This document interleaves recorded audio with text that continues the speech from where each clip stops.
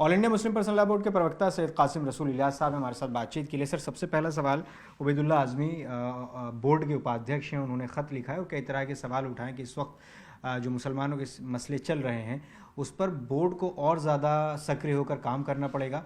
मूल बात यह है कि अदालतों में आप लड़ाई लड़ रहे हैं, ठीक है, लेकिन जनता की अदालत में आपको जाना है। सीधे तौर पर वो कह रहे हैं कि प्रोटेस्ट करना है, सड़कों पर उतरना है। उनका ख़त आपने पढ़ा होगा, क्या बोर्ड का इस पर रिएक्शन है और क्या वाकई में बोर्ड उस तरह से काम कर रहा है?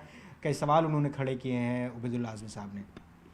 देखिए, मौलाना उबैदुल्लाह खां आज़मी साहब जो हैं बोर्ड के वाइस प्रेसिडेंट हैं और उन्होंने सदर मोहतरम को जो ख़त लिखा है वो ख़त सोशल मीडिया पे वायरल हो गया। अदरवाइज़ तो ये रूटीन का ख़त है और उन्होंने मुतालबा ये किया है कि बोर्ड की जो वर्किंग कमेटी है उसकी मीटिंग बुलाई जाए और वर्किंग कमेटी की मीटिंग तय हो गई है। जो मेरे ख्याल से ईद के फ़ौरन बाद वर्किंग कमेटी की मीटिंग होगी। इस वक्त में असल में मुल्क के मुख्तलिफ इलाक़ों में, ख़ास तौर से बंगाल में और आसाम में जो हालात पैदा हो रहे हैं और उत्तर प्रदेश वगैरह में भी, उस पर ज़ाहिर बात है कि मुसलमानों के अंदर एक बेचैनी है। उसी बेचैनी का इजहार उनके ख़त में है और वो ये चाहते हैं कि बोर्ड को ज़्यादा फ़ाल और ज़्यादा एग्रेसिव होकर काम करना चाहिए और यहाँ एक तरफ मुसलमानों की रहनुमाई करनी चाहिए, दूसरी तरफ हुकूमत से बात करनी चाहिए और चाहे रियासती हुकूमत हो बंगाल की, उससे बात करनी चाहिए, आसाम की हुकूमत से बात करनी चाहिए और मरकज़ी सरकार से भी अगर ज़रूरत हो तो बात करनी चाहिए। ये उनके सजेशंस हैं। तो बहरहाल इस पर बोर्ड की आमला की मीटिंग होगी और उस पर तफसील से गुफ्तगू होगी और इंशाअल्लाह कोई ना कोई फ़ैसला होगा। तो क्या अब जिस तरह के मुद्दे अभी चल रहे हैं, ख़ासतौर से बंगाल का उन्होंने जिक्र किया कि वंदे मातरम वहाँ मदरसों में अनिवार्य किए जाने की बात हो रही है।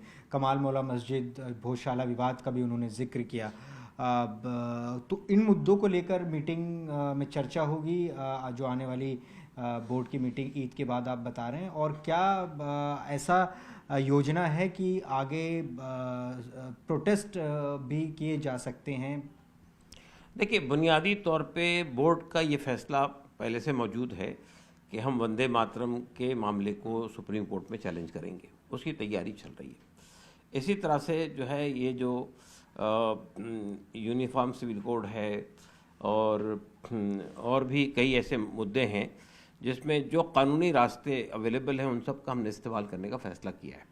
तो पहली कोशिश तो यही है कि हम सुप्रीम कोर्ट में जाएंगे। सुप्रीम कोर्ट में ऑलरेडी कई केसेस हम इस वक्त लड़ रहे हैं, तो इसमें वंदे मातरम के इशू को, यूनिफॉर्म सिविल कोड के इशू को भी वहाँ लाने की हम कोशिश करेंगे। उसके साथ में हो सकता है कि मीटिंग में कुछ और बात तय हो, मतलब ये कि इसमें कोई और तरीक़ा इख्तियार किया जाए। जैसा कि हम लोगों ने ये फ़ैसला किया था कि वक्फ़ के मसले पर हम रामलीला मैदान में प्रोग्राम करेंगे, तो ये जो पूरे मुल्क के जो हालात हैं उन हालात में क्या पॉसिबल तरीक़ा इख्तियार किया जाए जिससे कि कोई इंतशार भी ना पैदा हो मुल्क के अंदर, कोई ऐसी शक्ल भी ना बने कि जिसके नतीजे में कानूनी सवाल मसला खड़ा हो जाए।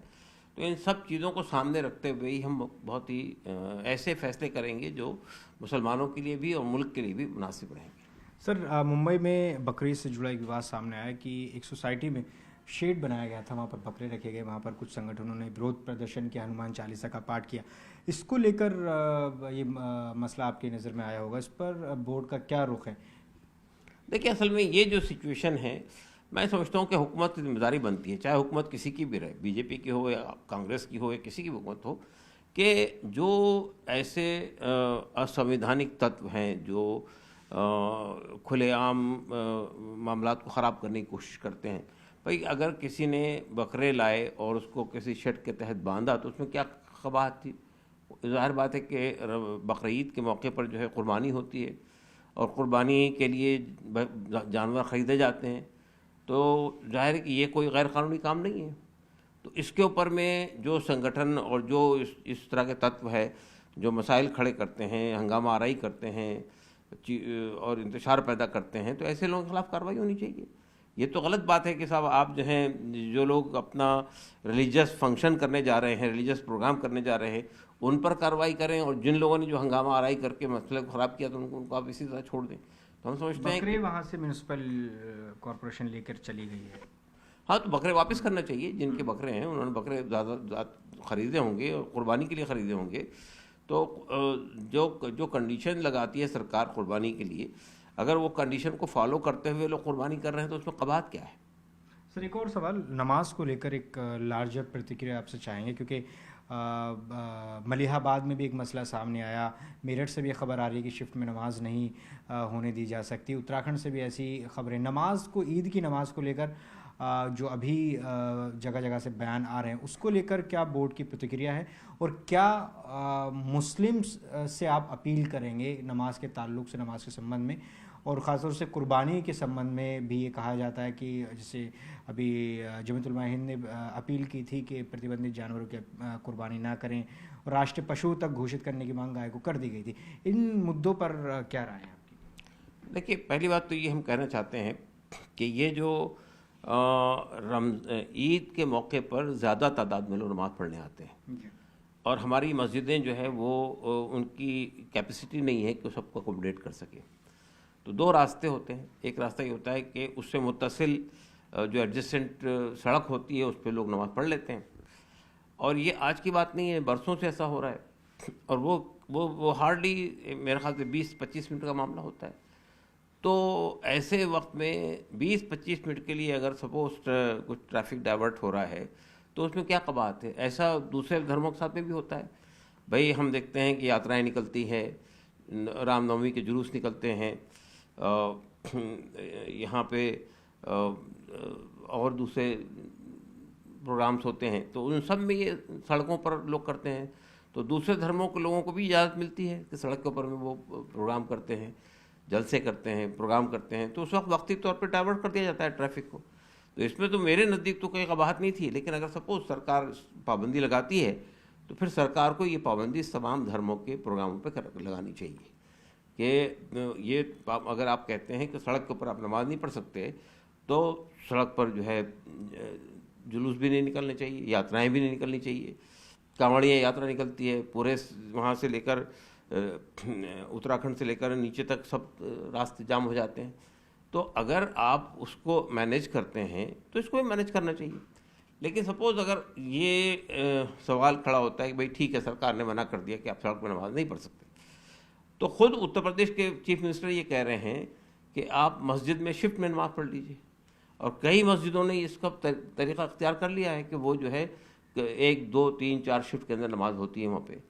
تو اگر شفٹ میں نماز ہو رہی ہے تو اب اس میں کیا قباحت ہے؟ بھائی میرٹھ میں آپ کہہ رہے ہیں کہ شفٹ میں نماز کی اجازت نہیں مل رہی ہے. کیوں نہیں مل رہی ہے؟ بھائی عیدگاہ کے اندر نماز پڑھ رہے ہیں لوگ، مسجد میں نماز پڑھ رہے ہیں لوگ، اور اگر وہاں پہ وہ آدھے گھنٹے کے وقفے سے دوسری جماعت کر رہے ہیں، آدھے گھنٹے کے وقفے سے تیسری جماعت کریں، تو اس میں کیا آپتی ہے، اس پہ کیا پریشانی ہے، ہمیں سمجھ میں نہیں آتا ہے. تو یہ پابندی جو لگائی جا رہی ہے یہ غلط پابندی ہے. یا تو آپ یہ کہہ رہے ہیں کہ ہم نماز نہیں پڑھنے دیں گے آپ کو. تو یہ جو مسلمانوں کی دھارمک سوتنترتا ہے اس پر بہت بڑا سوال کھڑا کیا جا رہا ہے. تو ہم سمجھتے ہیں کہ ویسا ہی تہوار جو ہوتا ہے، کسی بھی دھرم کا تہوار ہو، لیکن خاص طور سے مسلمانوں کے جو تہوار ہوتے ہیں اس میں تو پیسفل طریقے سے لوگ جمع ہوتے ہیں، اسمبل کرتے ہیں، ناچ گانا نہیں ہوتا ہے، تماشے نہیں ہوتے، نہ باجے گاجا ہوتا ہے، بلکہ پیسفلی لوگ جمع ہوتے ہیں. تھوڑی دیر کے یہ مختصر سے خطبہ ہوتا ہے، وہ سنتے ہیں، نماز پڑھتے ہیں، چلے جاتے ہیں گھر پہ اپنے. تو اتنی سی بات کے اوپر میں کس بات کی آپتی ہے ہمیں اس کو سمجھ نہیں آتا ہے. تو میرے خیال سے جو پابندی لگانے کی بات ہو رہی ہے اس کو سرکار کو دیکھنا چاہیے، اور اگر سرکار خود کہہ رہی ہے کہ آپ شفٹ میں نماز پڑھیے تو شفٹ میں نماز پڑھنے پہ کوئی پابندی نہیں ہونی چاہیے. آخری سوال، بقرعید پر قربانی کے معاملے میں آپ کیا کہیں گے، اور اس مانگ پر بھی جو راشٹریہ پشو گھوشت کرنے کی مانگ جمعیت اور کئی الگ سنگٹھنوں نے کی ہے گائے کو؟ دیکھیے، بنیادی سوال یہ ہے کہ جن ریاستوں میں گائے کے ذبیحے پر، گائے کاٹنے پر پابندی لگی ہوئی ہے، وہاں تو اس کو لوگ فالو کرتے ہیں، وہاں کہیں گائے نہیں کٹتی. جن اسٹیٹ میں ایسا نہیں ہے، جیسے کیرلا ہے، نارتھ ایسٹ کی بنگال ہے، نارتھ ایسٹ کی کچھ ریاستیں ہیں، وہاں پر بیف الاؤڈ ہے، وہاں گائے الاؤ ہے. تو وہاں پر بھی پابندی لگائی جا رہی ہے کہ اب وہاں پہ آپ یہ کہہ رہے ہیں کہ اتنی عمر کی وہ ہونا چاہیے، سرٹیفکیٹ لانا چاہیے، وغیرہ وغیرہ. تو وہاں کے مسلمانوں نے بھی، بنگال کے مسلمانوں نے اجتماعی طور پہ یہ فیصلہ کیا اور اناؤنس کیا وہاں کی ریلیجس لیڈرشپ نے کہ ہم گائے کی قربانی نہیں کریں گے. تو جہاں والنٹری لوگ یہ کہہ رہے ہیں تو ٹھیک ہے، ہم اس کو ویلکم کرتے ہیں کہ بھئی انتشار سے بچنے کے لیے اگر مسلمان خود یہ فیصلہ کرتے ہیں کہ بھئی ہم گائے کی قربانی نہیں کریں گے تو ایک ویلکم چیز ہے. لیکن بہرحال جہاں پر جن ریاستوں میں کوئی پابندی نہیں ہے وہاں پر اس طرح کے طریقوں سے روکنے کی جو کوشش ہے وہ بھی صحیح نہیں ہے. آپ مجھے یہ بتائیے کہ جب آپ ایک بات یہ کہتے ہیں کہ آپ گائے کی قربانی نہ کریں، جن ریاستوں میں پابندی لگی ہے ہم اس کی پابندی کر رہے ہیں، جن ریاستوں میں پابندی نہیں ہے وہاں بھی آپ پابندی لگا رہے ہیں، تو ہم یہ سوال کرنا چاہتے ہیں سرکار سے کہ مودی صاحب کے زمانے میں سب سے بڑے پیمانے پر بیف کا ایکسپورٹ بڑھا ہے ہمارے دیش میں، اور خود بی جے پی نے کئی بیف ایکسپورٹر سے جو ہے ڈونیشنز دیے ہیں، تو آپ وہ سلاٹر ہاؤس کیوں نہیں بند کراتے ہیں جو بیف کو ایکسپورٹ کر رہے ہیں؟ بیف کے ایکسپورٹ کو کیوں نہیں روکتے ہیں آپ؟